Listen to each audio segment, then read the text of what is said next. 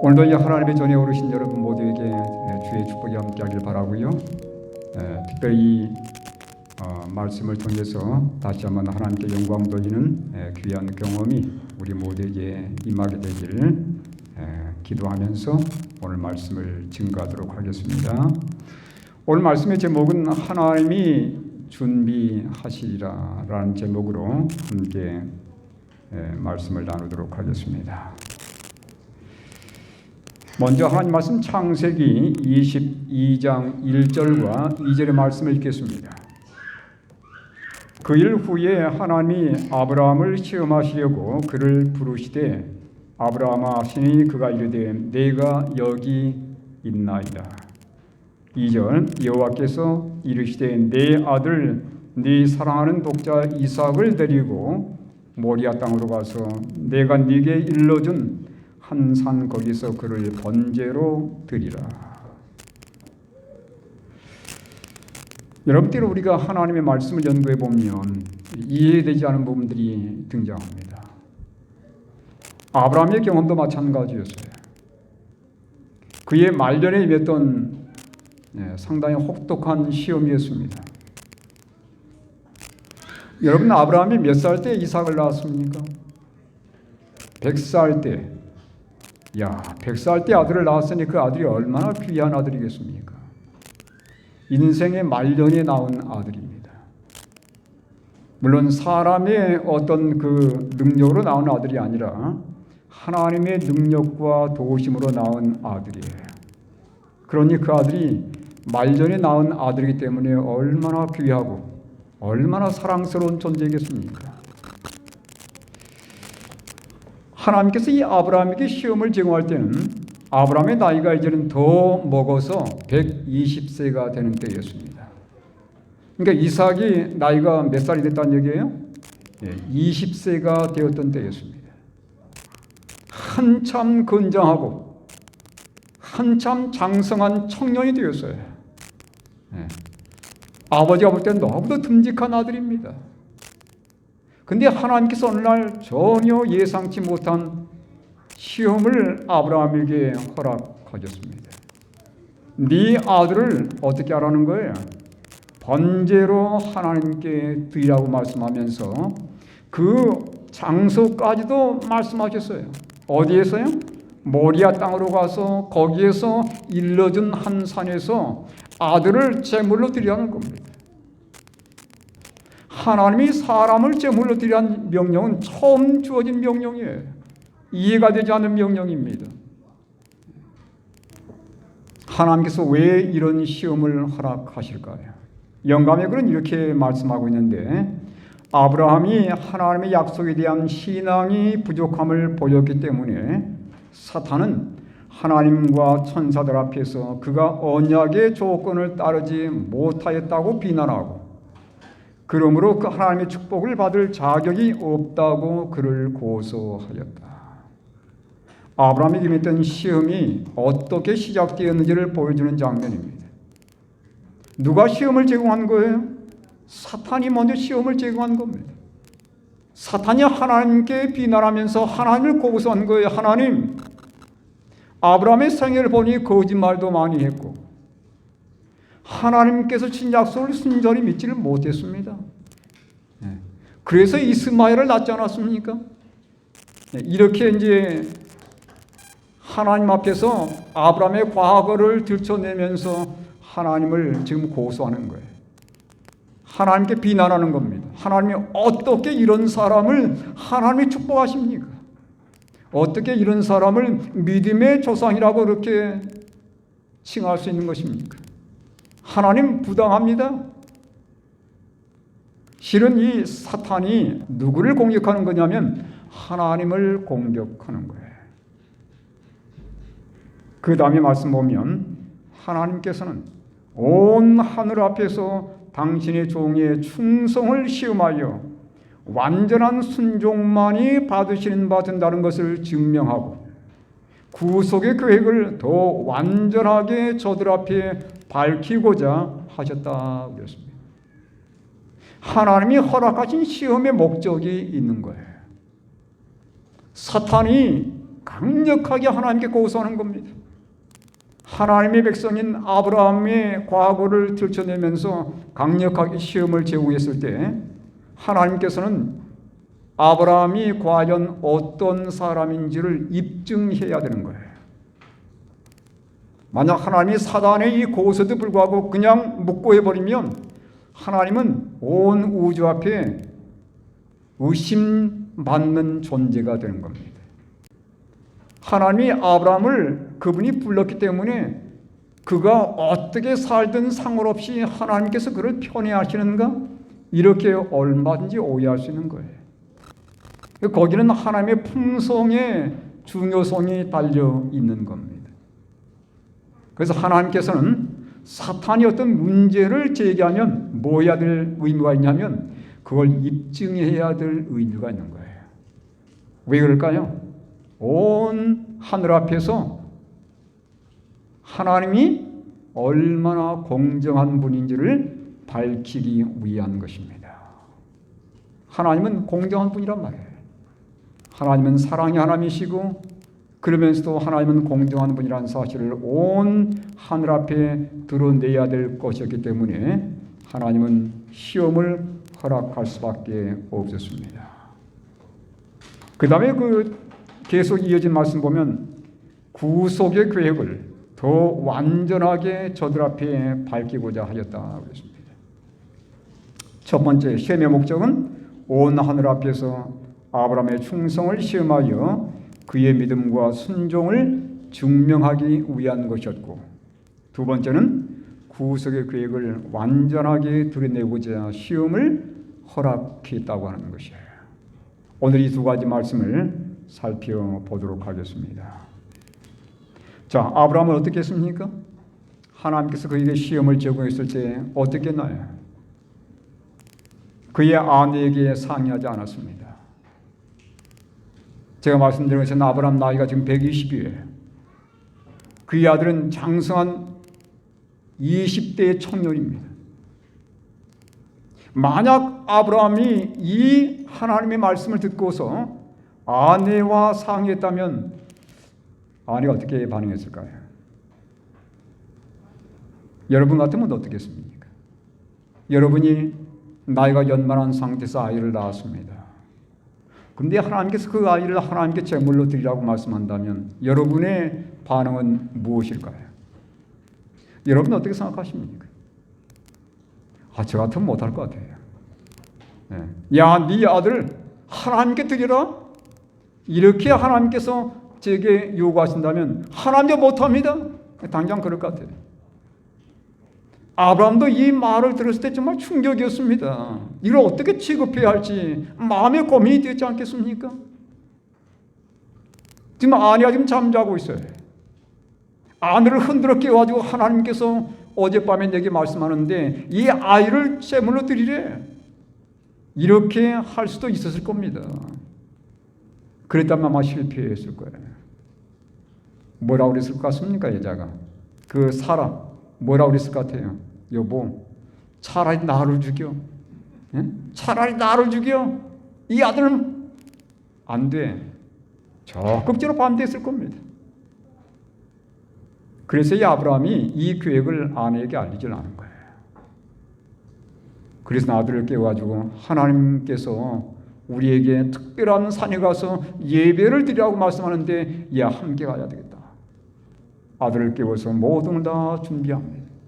그리고 3일 동안 길을 걸어가는데 3일 동안에 그의 마음이 얼마나 고민되었겠습니까? 하나님께서 왜 내게 이런 기별을 보냈을까? 이해가 되지 않는 거예요. 이 시험의 이유를 모르겠는 겁니다. 그 당시 아브라함에게는 가장 소중한 어떤 대상이 있었다면 그의 아들이었을 것입니다. 그렇죠? 그는 가진 거 다 가진 사람이에요. 부러울 게 아무것도 없는 사람입니다. 그에게 가장 귀한 보험을 이루고 있었다면 그 아들이었을 것이에요. 그 아들을 보는 덕분에 매일매일 행복하게 살아가는데 하나님께서 그 아들을 바치라고 하니 3일 동안 함께 여행하면서 그의 마음속의 고민이 어땠겠습니까? 그들이 당도한 것은 어디였습니까? 모리아 산이었습니다. 예루살렘에 위치한 산이에요. 왜 모리아 산일까? 제가 좀 이따 말씀을 좀 드리도록 하겠습니다. 하나님께서 아브라함의 아들 이삭을 제물로 드릴 곳이 예루살렘에 위치한 모리아 산이라고 말씀한 거예요. 그 산까지 가는 거리가 3일 동안이었습니다. 급기야 그 산 아래에 도착했습니다. 근데 아브라함이 아들만 데려간 게 아니에요. 두 종을 함께 데려갔는데 그 두 종들은 산 아래에 머무르게 하고 아브라함과 그의 아들 이삭이 둘이 이제 산을 올라가기 시작하는 겁니다.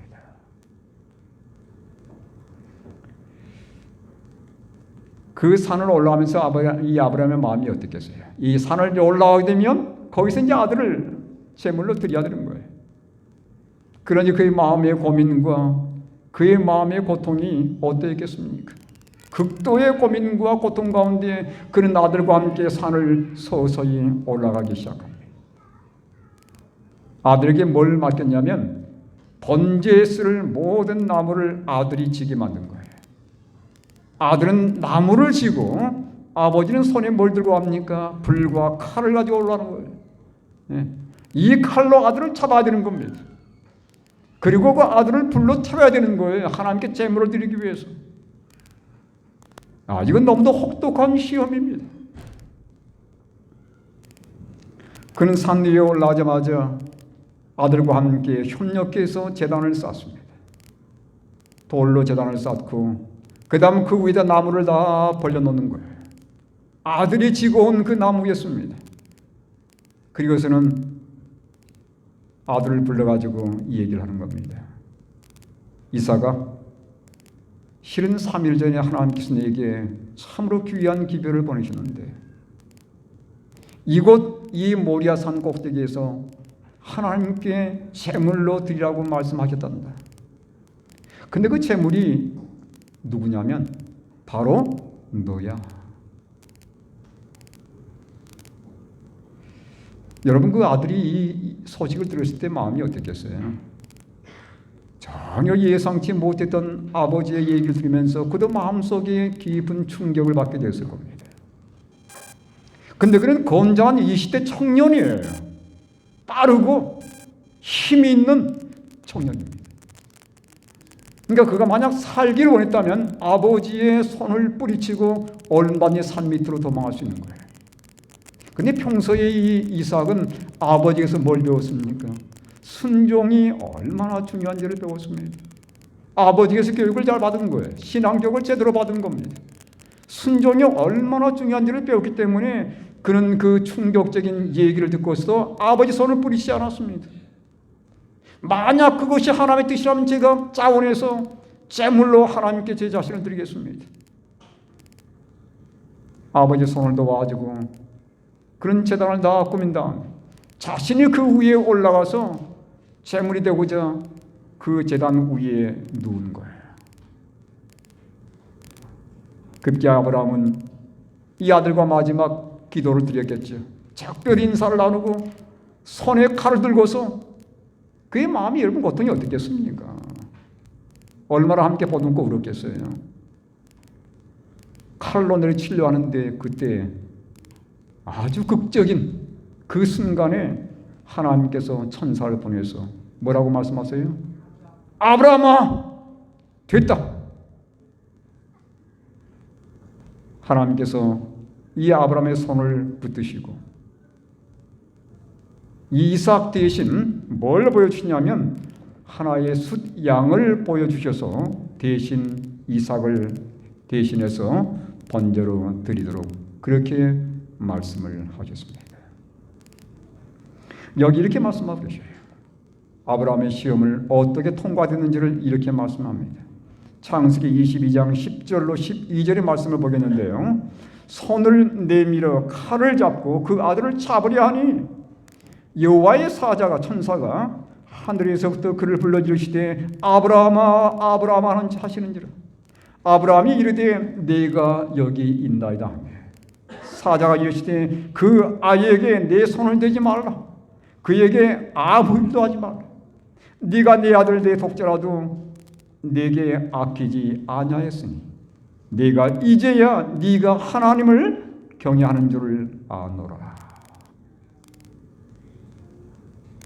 합격입니다. 시험을 통과한 거예요. 마귀는 계속해서 하나님께 비난을 일삼았습니다. 어떻게 이런 아브라함이 믿음의 조상이 될 수 있는 겁니까? 어떻게 이 아브라함이 메시아의 조상이 될 수 있는 것이고 어떻게 세계 열방의 영광을 받는 그런 아버지가 될 수 있는 것입니까? 계속해서 아브라함의 과거를 들춰내면서 하나님을 비난했었습니다. 가장 어려운 그 시험을 아브라함은 결코 불평하지 않냐고. 하나님께서 원하신 대로 그 사랑하는 아들을 제물로 바치고자 모든 것을 다 준비를 했고 실제로 이미 아브라함의 마음속에는 아들이 제물로 드려진 겁니다. 네. 여기서 우리는 뭘 볼 수 있는 거예요? 아브라함의 믿음과 순종을 볼 수 있는 거예요. 그렇게 하면서 사탄의 모든 비난과 사탄의 모든 고소를 완전히 침묵시켜 버렸습니다. 아브라함에 과연 믿음의 조상의 자격이 있다는 것과 그에게 하나님의 축복을 주시는 것이 결코 헛되지 않았다는 사실이 온 하늘 앞에 입증이 된 거예요. 제가 왜 얘기를 하냐면 여러분 마지막 때 왜 하나님 백성들에게 핍박했을까요? 왜 어려움이 있을 것 같습니까? 사단의 고소 때문에 그렇습니다. 사탄이 뭐라고 고소해요? 하나님이 그 사람요 신앙 없습니다. 하늘 갈 자격이 없는 사람입니다. 하나님 그 사람 한번 시험해 보십시오. 하나님이 허락하는 겁니다. 사단이 막 흔드는 거예요. 핍박을 가하고 그 사람의 신앙을 막 흔드는 겁니다. 왜? 정말 이 사람이 하늘 갈 만한 자격이 있는지. 왜냐하면 하나님을 계속 비난하니까 이 사탄이. 네. 이 사람이 자신의 믿음과 신앙 때문에 하늘에 간다는 사실을 하나님의 편애 때문이 아니고 입증해야 되는 것입니다. 그래서 마지막 때에 하나님의 백성들에게 핍박이 임하는 것은 뭘 입증하기 위한 것이에요? 정말 내 마음속에 주님에 대한 믿음과 순종의 마음이 있다는 것을 증명하기 위한 것이에요. 사단은 핍박을 보낸 것이고 하나님 백성들은 핍박에도 굴하지 않냐고 끝까지 순전한 믿음을 갖고 있는 것을 보일 때에 하나님께서는 그들을 합격자로 인정하는 거예요. 어디 합격자입니까? 하늘이 합격자로 인정하는 것입니다. 그래서 여러분이 마지막 때에 우리 삶 속에 크고 작은 어려움들이 있어요. 그 한 가지 시험들을 우리가 딛고 일어서야 되는 것입니다. 안식일을 지키는 문제 마찬가지예요. 우리가 서로 간에 어떤 마음속의 어떤 비난과 이런 것들 다 마찬가지입니다. 우리의 삶의 크고 작은 것들 어떤 시험일지라도 이걸 하나하나씩 극복하지 못하면요 우리에게 큰 시험이 갑자기 닥칠 때 우린 넘어질 수밖에 없는 거예요. 여러분 아브라함의 경험은 다만 시험으로 끝나지 않았습니다. 아까 제가 말씀드린 것처럼 구원의 놀라운 계획을 하나님께서 아브라함에게 제시하기를 원한 거예요. 왜 3일간의 여행했습니까? 이미 아브라함의 마음속에 3일간 이삭은 이미 죽어있던 거예요. 예수님께서 3일 동안 그 시신이 무덤에 있었습니다. 하나님에게는 3일 동안 예수님 완전히 죽어있던 거예요. 예수님께서 돌아가신 곳이 어디였습니까? 예루살렘에 있는 산이었습니다. 골고다 언덕이었어요. 골고다란 말이 해골이란 말이에요. 해골 위에 십자가가 세워지는 겁니다. 해골은 사망을 상징하는 거예요. 예수님께서 사망을 정복하는 의미에서 거기에 십자가를 세운 겁니다. 십자가는 사망을 정복하는 하나님의 정복의 상징이에요. 예수님께서 아브라함이 했던 그 경험을 나중에 다시 경험하셨습니다. 아버지와 아들 둘만 산에 올라갔죠. 예수님이 십자가의 고통을 당하실 때 그 고통을 지켜보신 분이 계셨습니다. 누구였습니까? 아버지였어요. 근데 아들의 고통을 참아 볼 수 없어서 어떻게 했어요?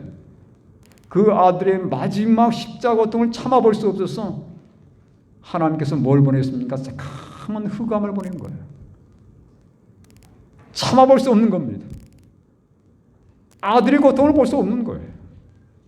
그래서 아버지께서 십자가 주변을 새카만 흑암으로 두르셔가지고 그 광경을 보지를 못하는 그분의 심정을 드러내신 것입니다. 이삭이 나무를 지고 올라왔지요. 예수님께서 뭘 지고 올라왔습니까? 십자가를 지고 골고다에 올라가셨습니다. 그래서 이 아브라함의 경험은 십자가의 경험을 그대로 그에게 보여주는 거예요. 하나님의 아들 예수님께서 십자가를 지고 골고다까지 올라가는 그러한 경험을 하게 되었습니다. 여러분, 십자가에 매달리게 된 사람들은 반드시 채찍질을 당해야 돼요. 이게 그 당시 관례였습니다. 예수님께서 몇 번 채찍질을 당했냐면 예언의 말씀 보면 2번 채찍질을 당했어요. 여러분, 그 당시에 채찍은 상당히 끔찍한 것이었습니다. 채찍 끝에 뭐가 달렸냐면 쇠 조각이 달렸어요. 쇠 조각. 그리고 뼈 조각이 달려 있었습니다.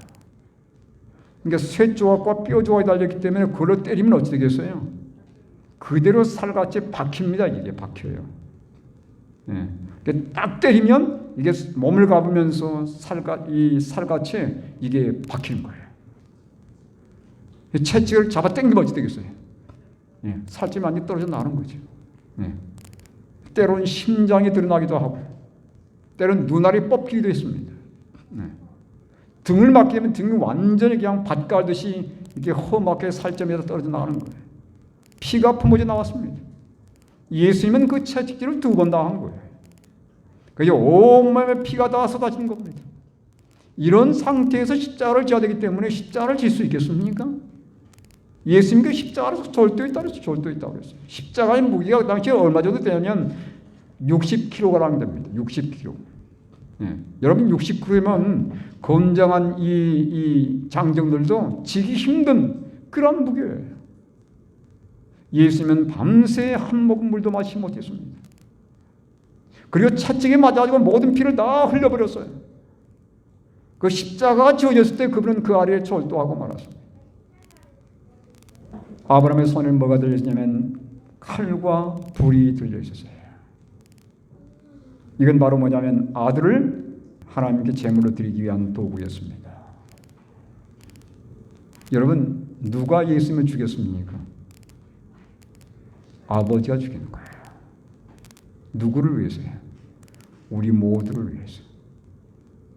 하늘 아버지께서 그의 독생자를 이 땅에 보내시고 이 독생자를 죽도록 허락하신 것입니다. 하나님의 진노, 불과 칼은 바로 하나님의 진노를 의미하는 것인데 십자가는 하나님의 진노를 그대로 드러내는 것이었습니다. 예수님은 우리의 죄 때문에 죽었지만 우리의 죄를 대신해서 아버지께서 그 아들을 십자가에 내주신 것이에요.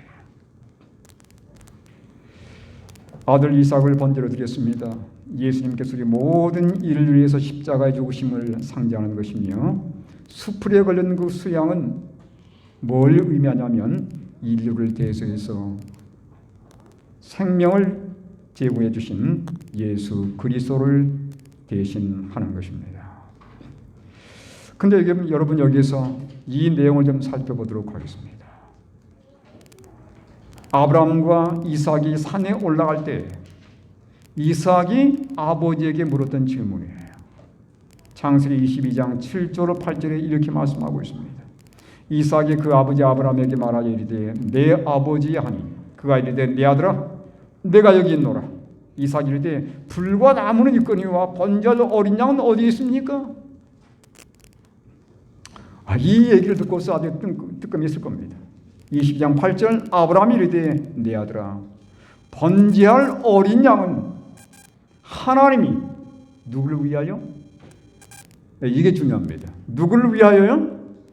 자기를 위하여. 너를 위하여가 아니에요. 하나님이 자신을 위하여 그 말입니다. 자기를 위하여 친히 준비하시리라 하고 두 사람이 함께 나아가서 저는 처음에 이 말씀을 이해하지 못했습니다. 하나님이 너를 위해서가 아니에요. 자기를 위하여 친히 준비하시리라. 뭘요? 재물을. 여러분 아브라함이 이 말은 참 영감의 말이었습니다. 그가 내뱉은 말이었지만 하나님의 영에 의한 말씀이었어요. 하나님이 그분 자신을 위해서 뭘 준비했냐면 재물을 준비했다는 사실이에요. 여러분 하나님께서 왜 독생자 예수님을 이 땅에 보냈습니까? 누구를 위해서요? 누구를 위해서요? 아버지 자신을 위해서. 아버지 자신을 위해서요. 물론 우리 모두를 위한 것도 포함되어 있는 것이죠. 그러나 근본적으로 하나님 그분 자신을 위해서 이 세상에 독생자 예수를 보냈다는 사실이에요. 왜 그럴까요? 예를 한번 들어보겠습니다. 한 아들이 사업가였습니다. 이 아들이 사업을 잘 진행하다가 사업이 부도가 나버렸어요. 경기가 나빠지면서 사업이 부도가 나왔습니다. 20억 이상의 손해를 본 거예요. 빚을 진 겁니다. 빚을 갚아야 되는 거예요. 그는 그의 모든 사업을 다 정리해가지고 거의 다 갚았는데 아직 5억이 못 갚아진 거예요. 20억의 빚 가운데 15억을 갚은 겁니다. 아직 5억이 남은 거예요. 근데 이 소식을 누가 들었냐면 홀로 사시는 어머니가 이 소식을 들었어요. 아들이 그 5억을 갖지 못하면 교도소에 가야 되는 거예요. 어머니가 그 소식을 듣고서 너무도 안타까워가지고 자기가 살고 있는 그 아파트를 판 거예요. 그리고 5억의 돈을 마련해가지고 그 아들을 대신해서 빚을 갚아준 겁니다. 그리고 자기는 조그만 원룸의 월세로 들어간 거예요. 왜 어머니가 그 일을 했을까요? 누구를 위해서요? 누구를 위해서? 아들을 위해서요. 물론 아들을 위해서죠. 근데 근본적으로 누구를 위해서요? 자기를 위해서요. 아들이 교도소에 들어가면 누가 그걸 못 보는 겁니까? 엄마가 못 보는 거예요. 볼 수 없는 겁니다. 그 아들이 차가운 교도소에 들어갔다는 사실을 볼 때 얼마나 그 마음이 아프겠습니까? 자신을 위해서 비록 희생을 당할지라도 그렇게 도움을 마련한 거예요. 마찬가지입니다. 우리 하늘 아버지께서 누구를 위해서요? 우리들을 위해서뿐만 아니고 그분 자신을 위해서 뭘 준비하시냐면 이 세상에 우리 모두를 위한 재물을 준비하셨는데 그분이 누구냐 바로 독생자 예수 그리스도이십니다. 이 온 인류가 지금 사망에 처하게 되었거든요. 죽게 됐단 말이죠. 이 온 인류가 죽는 것 볼 수 없는 겁니다. 그래서 그분께서 자신을 위해서 재물을 준비해 주시는 거예요. 그분이 누구냐면 독생자 예수 그리스도입니다. 여러분 아브라함은 이 경험을 통해서 뭘 깨달았겠습니까? 하나님께서 우리 인류를 구원하기 위해서 독생자를 보냈다는 그 귀한 사실을 깊이 깨닫게 된 거예요. 자신의 경험을 통해서 하나님께서 재물을 준비하시고 우리 인류를 위해서 그 아들을 희생했다는 사실을 깊이 깨닫게 된 겁니다. 그래서 성경이 이렇게 말씀하고 있습니다. 요한복음 8장 56절에 너희 조상 아브라함은 나의 때에 볼 것을 즐거워하다가 보고 기뻐하였느니라. 예수님께서 하신 말씀이에요. 옛날 너희 조상 아브라함은 지금 예수님께서 지금 사신 그때를 말하는 겁니다. 네가 할 그 일을 미리 보았다는 거예요. 미리 보고서 그 예수님께서 이 땅에 오실 것을 기뻐했다는 사실. 여러분, 하나님은 사랑입니다. 하나님은 사랑이에요. 그분이 우리를 사랑하기 때문에 독생자를 이 땅에 보내셨고 그 아들로 하여금 우리 모든 죄를 다 짊어지게 하십니다. 우리 모든 죄를 다 구속하시고 우리를 하나님의 자녀가 되게 만들어 주셨습니다. 요한은 이 사실을 깨닫고 이렇게 말씀하고 있습니다. 보라, 아버지께서 어떠한 사랑을 우리에게 베푸사 하나님의 자녀라 일컬음을 받게 하셨는가. 우리가 그러하도다. 우리를 하나님의 귀한 자녀로 삼아주기 위해서 그분께서 자신을 위하여 제물을 준비해 주셨어요. 그분이 바로 독생자 예수 그리스도십니다. 그리고 예수를 믿는 모든 자마다 그들의 모든 죄를 다 속함을 받고 하나님의 자녀가 될 수 있는 특권을 허락해 주셨습니다.